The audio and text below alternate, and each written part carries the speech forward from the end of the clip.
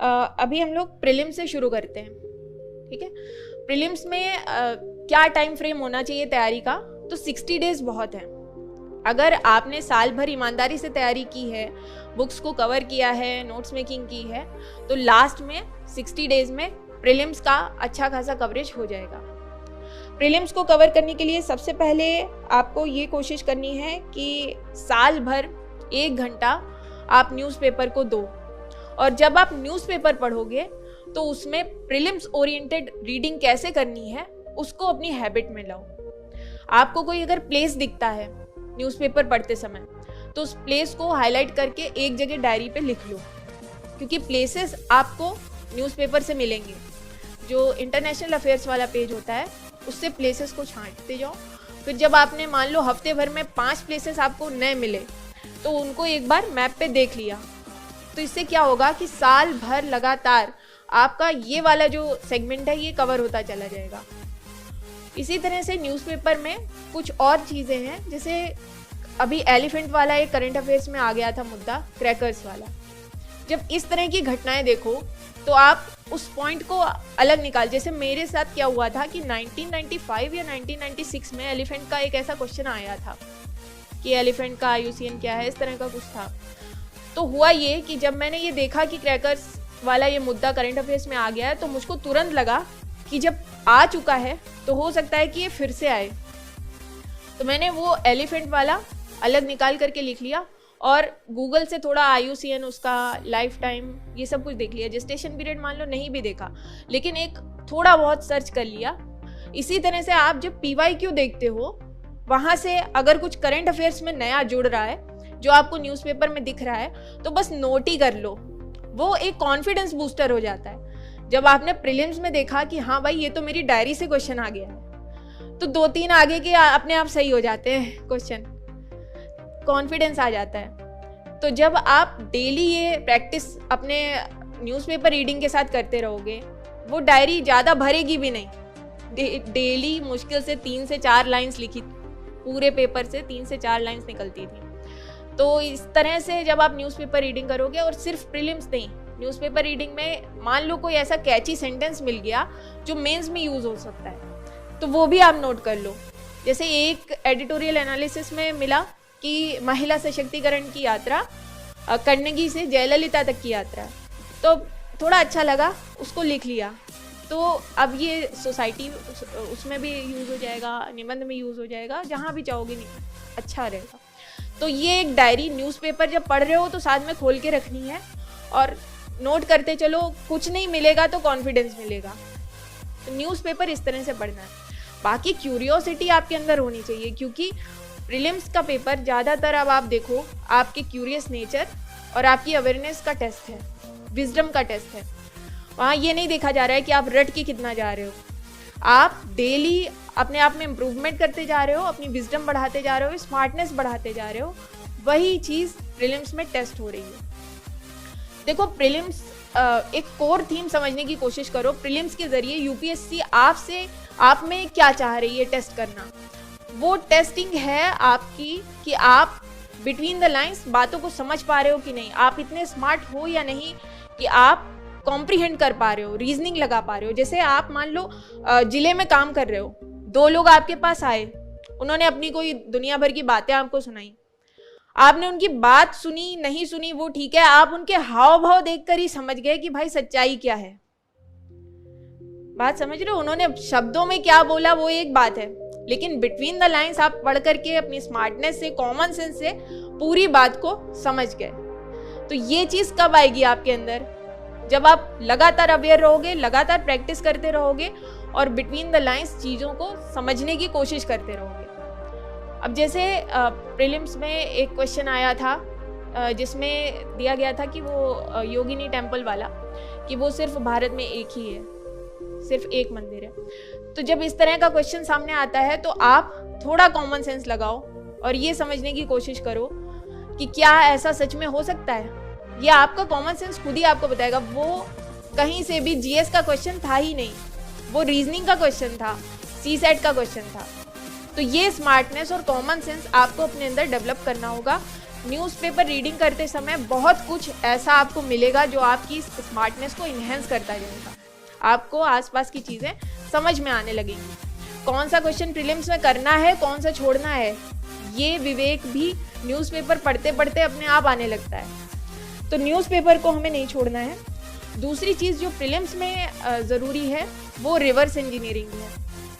क्या हो रहा है कि यूपीएससी रिपीटेड थीम्स लगातार पूछ रही है।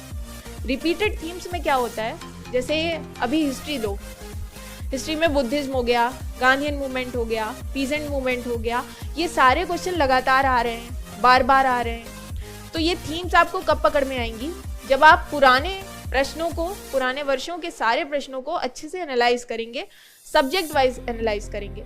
आपको अगर हिस्ट्री पढ़नी है तो पहले आप ये करो कि 15 सालों के पुराने PYQs हिस्ट्री के निकाल लो और एक थीम समझने की कोशिश करो कि क्या क्या चीज़ें बार बार रिपीट हो रही हैं। इसी तरह से पॉलिटी में अगर देखो, संसद हो गया, प्रियम्बल हो गया, फंडामेंटल राइट्स हो गए, DPSP हो गए, ये कोर थीम्स बार बार रिपीट हो रही हैं, हर साल रिपीट हो रही हैं। जब आप ये समझ लोगे कि ये रिपीटिशन हो रहा है, इसके आधार पे तैयारी करनी है। तो अभी हम लोग रिवर्स इंजीनियरिंग पे बात कर रहे थे कि थीम्स हम लोगों को पकड़नी है और उन थीम्स पर अपनी अच्छी तैयारी करनी है। PYQs जब देखोगे तो इकोनॉमिक्स में जैसे इन्फ्लेशन हो गया, फिस्कल पॉलिसी हो गया, मॉनेटरी पॉलिसी हो गया, ये सारे थीम्स बार बार रिपीट हो रहे हैं। तो आप ये भी कर सकते हो कि जब PYQs एनालाइज करो तो इन सब्जेक्ट्स को एक जगह लिख लो और उनकी बहुत अच्छी और डीप अंडरस्टैंडिंग के साथ तैयारी करो।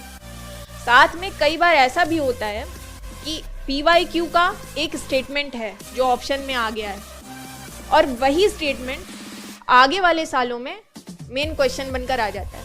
जैसे 2013 में एक स्टेटमेंट था कि जो वायरस है वो आर्टिफिशियल मीडियम में कल्टीवेट हो सकता है या नहीं हो सकता है, कल्चर हो सकता है या नहीं हो सकता है। और वो 2021 में अभी जब प्रीलिम्स दिया था उसमें यही क्वेश्चन फिर से आ गया रिपीटेड।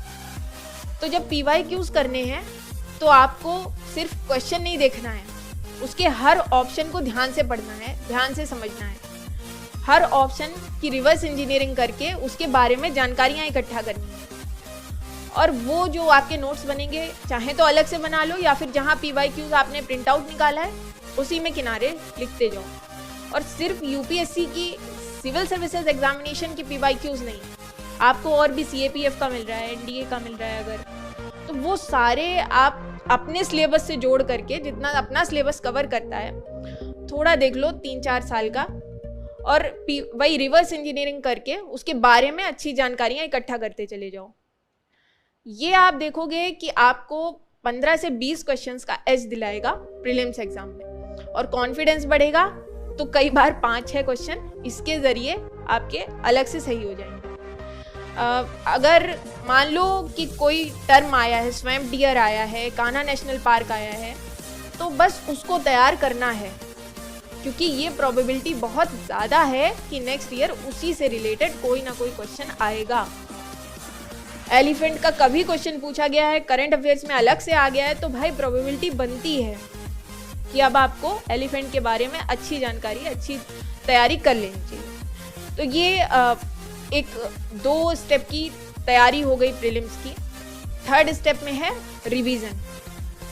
स्टैंडर्ड बुक्स का रिवीजन जितना ज़्यादा कर ले जाओगे, आपके मार्किंग प्रीलिम्स में उतनी बढ़ जाएगी।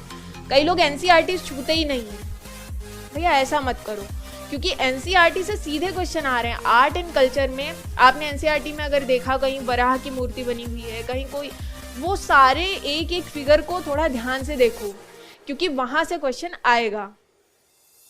ज्योग्राफी में भी यही है, NCERT को बार बार पढ़ना है, बार बार समझने की कोशिश करनी है। तो NCERT को कोर थीम पकड़ो, बाकी स्टैंडर्ड बुक्स को पकड़ो, और दुनिया भर के इधर उधर के मटेरियल के पीछे मत भागो। इनको जितनी ज़्यादा बार रिवाइज आप कर ले जाओगे प्रीलिम्स, उतना सही हो जाएगा, आपका स्कोर बढ़ जाएगा। साथ में मॉक टेस्ट, प्रीलिम्स में मॉक टेस्ट की बहुत ज़्यादा इंपॉर्टेंस है। वो कैसे करना है उसको भी समझो। पहले आपने मान लो एक सेक्शनल टेस्ट पकड़ा, उसको आपने पूरा सॉल्व किया, जब आपका कोर्स कवर हो चुका है, आपने पढ़ लिए हैं सारे टॉपिक्स, करने के बाद आपने उसको चेक किया, एनालाइज किया कि आपने कहाँ कहाँ गेस किया था, और वो गलत हो गया है, या कहाँ आपने लग रहा था आपको ये तो बिल्कुल पक्का आता है और फिर भी गलत हो गया।